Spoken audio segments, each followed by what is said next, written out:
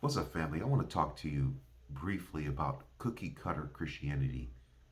Now, what is cookie cutter Christianity?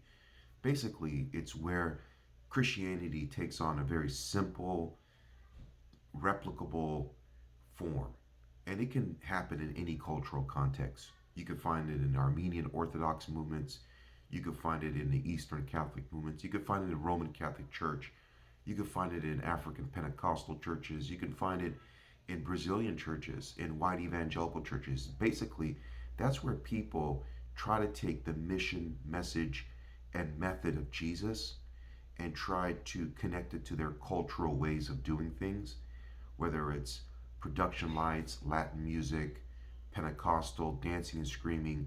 It's where they take those things, which are completely fine expressions, whether, again, the Latin rite or you're a Southern Baptist preacher that preaches 2 hour sermons, those are all okay, but they're not any concern to Jesus. Um, Jesus was fluid, never owned a church building, completely led by the Spirit, did the most unorthodox things, broke cultural norms, challenged the religious leaders of his time, and emphasized key essential actions with a heart of love and a heart of worship and a heart of honoring God. So the motive has to be pure. And basically, it's sort of like healthcare, you know, or healthy living. There are so many things the body, the mind needs to be healthy. And there's so many different types of ingredients that can help you be healthy. Everything from beet juice to ginger to meats, carbs, certain vegetables, and certain herbs, certain teas. Um, but it really comes down to, like, to be healthy, you need certain essential practices. You need to make sure you're getting proteins, whether it's through nuts or meats. You're getting, certain vegetables. You're getting enough sleep. You're getting enough exercise. Now, cookie cutter Christianity says, hey, there are essential practices of a Christian, which I totally agree with. One of them is evangelism. Another one is fellowship. Another one is service, using your gifts. Another one is worship. Now, cookie cutter and Jesus movement Christianity says there are essential practices, like the ones I just mentioned, just like there are central practices to good physical, mental health: sleep, certain foods, water, so on and so forth. Now, this is where it gets in trouble.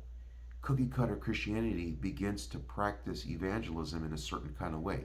The four spiritual laws, mass evangelism, TV.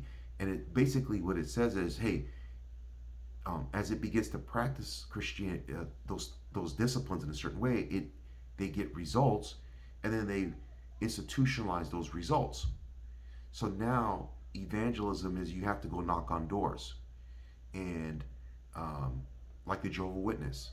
Now evangelism is, hey, you got to invite a friend to church, versus you hanging out with your friends in their settings, the basketball park, um, the clubs, the schools, uh, the pubs, wherever they are, and having conversations with them there. And you being the pastor, you being the chaplain, you being the evangelist in their setting.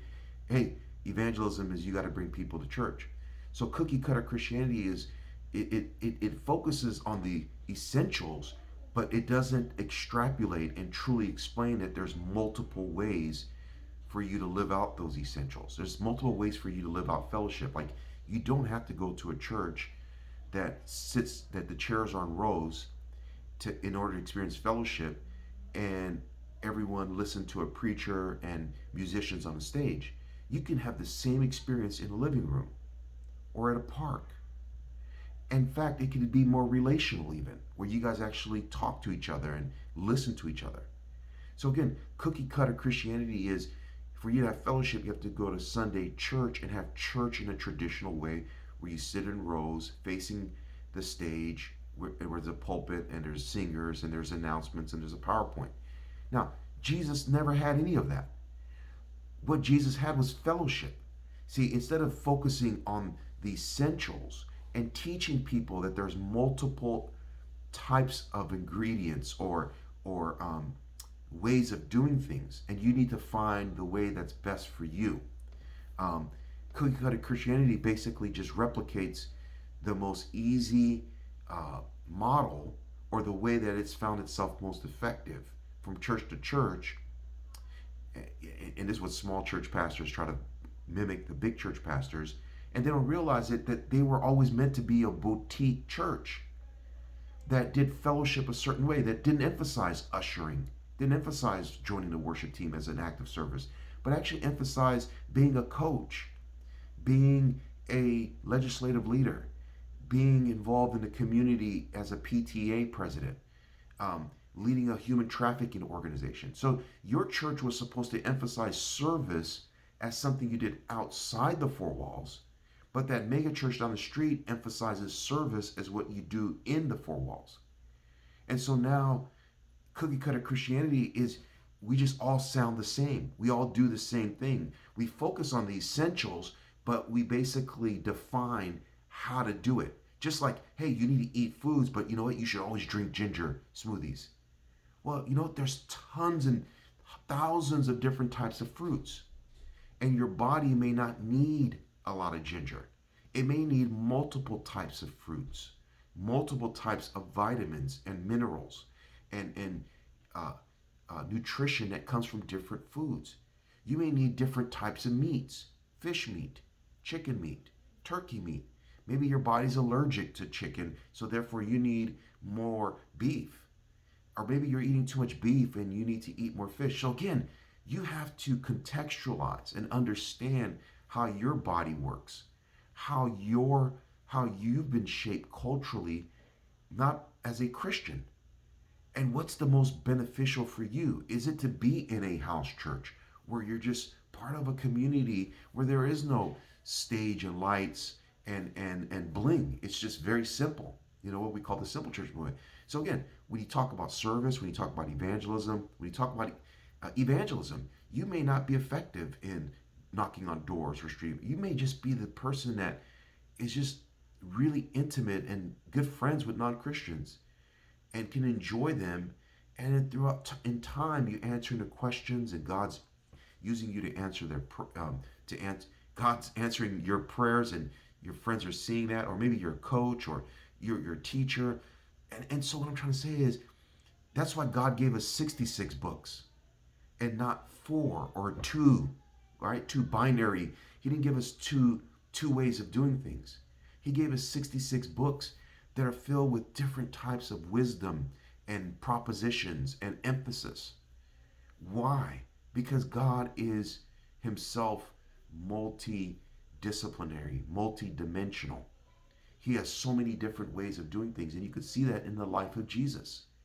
Jesus healed people differently. He casted out demons differently. He preached differently. He told different stories. He moved from one location to another. And I believe the Son of Man did that to teach us that what we really need is love, the Spirit's leading and creativity as we live out those key essential practices that are fundamental.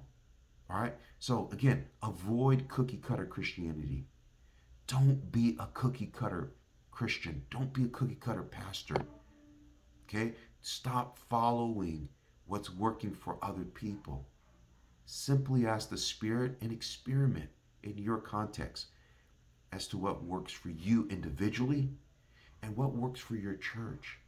And you know what may work for your church is not having a way of doing evangelism, but teaching people the 100 different ways of doing evangelism and asking them to experiment, to ask the Holy Spirit to guide them. Don't have one way of doing fellowship.